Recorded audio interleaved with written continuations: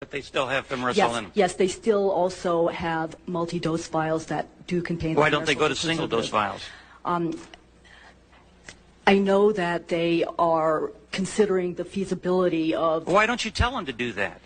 We consider these vaccines, which also contain thimerosal as a preservative, to be safe and effective. However, we do consider that it's important to have vaccines. Did you hear any of the testimony earlier from those people that were testifying, those scientists and doctors? Yes, I did. Did you see the study from Canada there that showed the damage that's done when a very minute amount of mercury is put in proximity to brain cells? I think it's hard to extrapolate that data to what actually happens in the clinical situation. Well, you know, every study that's been done, Doctor, that you guys have put forth as showing that there's no correlation between thimerosal and autism doesn't say categorically that thimerosal doesn't cause autism. They never say that. Can you tell me right now, categorically, without any doubt whatsoever, that mercury in vaccines does not cause autism? I think what I'd have to say is what the Institute of Medicine concluded is that the body of evidence neither allows you to accept nor reject. I want you to give me a yes or no. Can you tell me, can you say right now, just flat out, just say, can you tell me without any doubt whatsoever that the mercury in vaccines does not cause neurological problems or autism? We can neither accept nor reject a causal relationship. So what you're saying is you cannot tell me that. You cannot say categorically, can you? I don't know one way or the other. But so why are you keeping something in there if you don't know one way or the other? When you know that there's an epidemic of autism.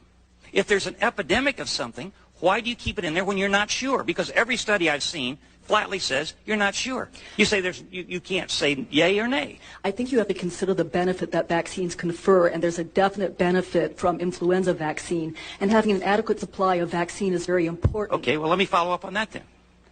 Single shot vials, does that need thimerosal? No, they don't. But well, then why don't we have single shot There vials? are a lot of manufacturing issues associated with switching over. You need much more filling capacity for the lines. You need a lot more other kinds of things that need to be introduced. So although it can be done, and both Evans and Aventis Pasteur have started to introduce that, it is not something that at present they have the capacity to do in entirety. Let me ask you this. Do these pharmaceutical companies that produce these vaccines have had in the past the ability to produce, and have they produced single-shot vials? Yes, they do, because that's how Evans and Aventis Pasteur is doing it right now.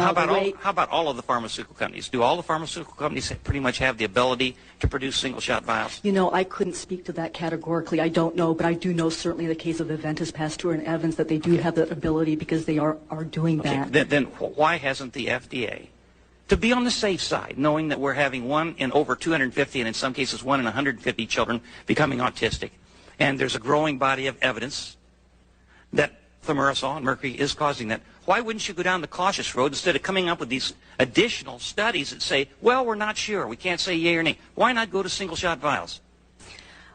Because we believe that the multi-dose vials continue to be safe and effective, and that they speak to having enough supply of influenza vaccine, which serves a very important public health Let me just end up by effort. saying this. You know, I'm a student. I studied at the Cincinnati Bible Seminary.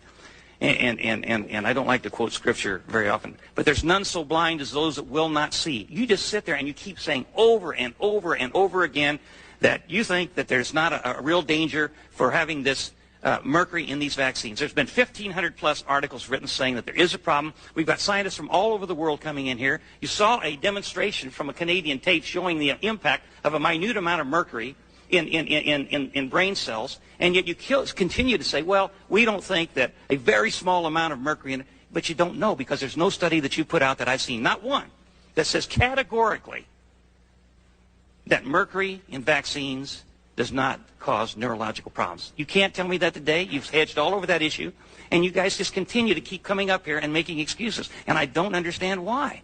Why not just get it out of there?